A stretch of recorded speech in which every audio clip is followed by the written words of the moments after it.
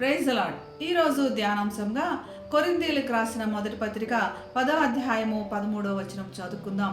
దేవుడు నమ్మదగినవాడు, మీరు సహింపగలిగినంత కంటే ఎక్కువగా ఆయన మిమ్మును శోధింపనీయడు.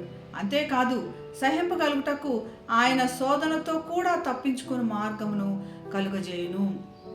వారి పితరులైన ఇశ్రాయేలీల గురించి పౌలు వీరికి బోధిస్తూ ప్రస్తుతం వారు ఎదుర్కొంటున్న సమస్యల్లో నుంచి ఎట్లా బయటికి రావాలి అన్నది వారికి చెప్పడానికి ప్రయత్నం చేస్తున్నాడు.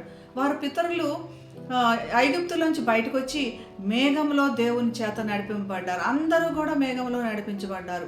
అందరూ కూడా సముద్రంలో మేఘంలో బాప్తిసం పొందారు. అందరూ కూడా మోషే ద్వారా దేవుడు చెప్పిన ఆత్మీయ ఆహారం అందరికి కూడా సమానంగా దయచేయబడింది. ఆత్మీయ పానము దేవుడు యేసు అనే బండ నుంచి, క్రీస్తు అనే బండ నుంచి వస్తున్న ఆత్మీయ దాహం కూడా వారికి తీర్చబడింది. అయినా కూడా అందులో చాలామంది దేవునికి అవిధేయతగా ఉండి మార్గ మధ్యలోనే రాలిపోయారు అని చెప్తున్నాడు. విగ్రహారాధన దేవుని ఎదుట బహు గొప్ప భయంకరమైన పాపంగా కనబడుతుంది. ఈ విగ్రహారాధన వలన దేవునికి సనుక్కొన్నారు. వాళ్ళు దేవునికి అసహ్యంగా జీవించారు. దీనివల్ల ఒక్కరోజే 23,000 మంది చనిపోయినట్లు మనం చూస్తున్నాం. దేవుని ఎదుట వారు నశించినట్లుగా మనం చూస్తున్నాం.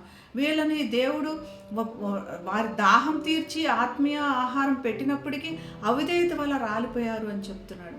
మన చుట్టూ ఉన్న పరిస్థితుల్లో ఈరోజు దేవునికి ఇష్టం కాని ప్రతి పని కూడా అది విగ్రహారాధనతో సమానంగా ఉంది.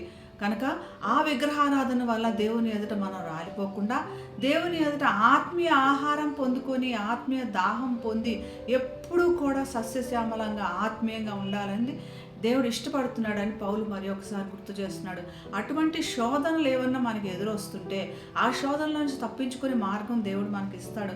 అంత మాత్రమే కాదు, అలాంటి ఆలోచనలు కూడా మనకి రానియకుండా మనల్ని దూరపరుస్తాడని పౌలు మనల్ని ధైర్యపరుస్తున్నాడు. కాబట్టి మన చుట్టూ ఉన్న పరిస్థితులను బట్టి మనం అపవిత్రత పడకుండా దేవునికి ఇష్టమైన జీవితం జీవిద్దాం. ప్రార్థన చేసుకుందాం. పరిశుద్ధుడైన యేసయ్య, చుట్టూ ఉన్న పరిస్థితుల్లో తండ్రి నీకు అపవిత్రకరమైన జీవితం మా దగ్గర లేకుండా మమ్మల్ని శుద్ధి చేసి నీకు ఇష్టమైన జీవితం జీవించడానికి సహాయం చేయండి. మా మార్గములు సరిచేయండి ప్రభా.